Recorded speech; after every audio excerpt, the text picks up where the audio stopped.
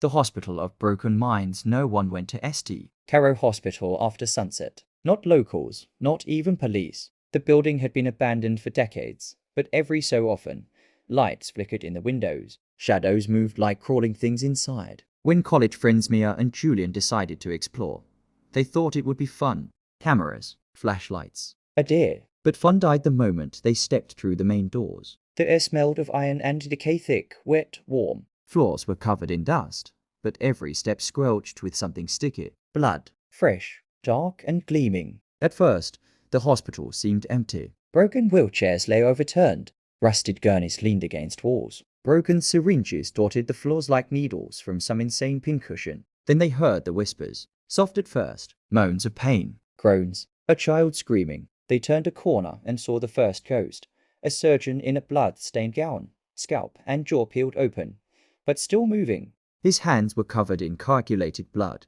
and he held a scalpel that dripped a black, oily liquid. He looked up at them, eyes hollow, and smiled. They ran, but every hallway twisted, doors moving like living mouths. Behind them, the surgeon's ghost chased them, his scalpel cutting the air. Blood sprayed in arcs as it carved shapes into the walls, fresh, wet, like it was still alive. In the maternity ward, the screams were louder. Beds shook, cries of babies, but not human. Faces pressed through the walls, pale and wet. Some had no eyes, some had mouths stitched shut with surgical thread. One ghostly nurse held a newborn, but the baby's head had been torn open, its eyes replaced with black pearls. The nurse smiled and whispered, "Take it. It will feed you." Mia screamed and ran, but her foot hit a puddle of something warm. She looked down. Human organs floated in a shallow pool of blood, pulsating, moving toward her as if alive. She tried to step back, but a hand shot out from the floor, skin peeling.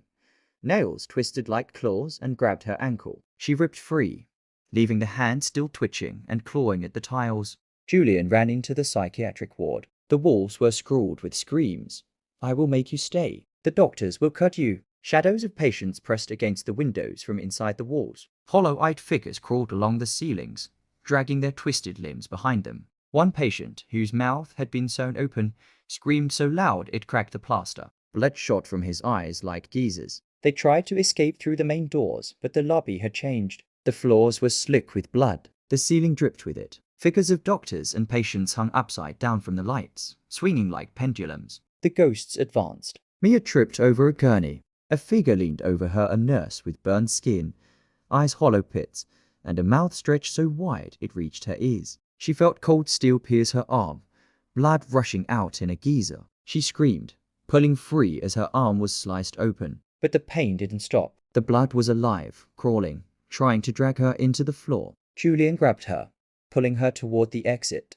Hallways twisted impossibly. The screams were all around them. Bodies pressed against walls, reaching out with charred hands. Some were burned alive, others stabbed through with syringes and scalpels. Blood sprayed like fountains. Every turn revealed new horrors. Finally, they saw the exit, just a faint glow of the streetlights. They ran, but as they approached the doors, the walls turned into faces: doctors, patients, babies, nurses screaming silently, mouths stitched, eyes hollow. One reached through and grabbed Julian by the throat, pressing him against the wall as blood shot from his nose and ears. Mia pulled him free, leaving a handprint of gore on the wall. They burst into the night air. The hospital stood silent, empty, but when they looked back, the top windows flickered with movement. Faces pressed to the glass, mouths wide, eyes black. One figure raised a scalpel and smiled. Mia and Julian ran. They never spoke of what happened, but every night since. Mia hears whispers under her bed,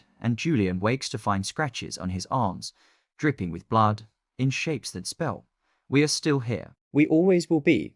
No one enters Carrow Hospital after dark. And if you do, it won't let you leave."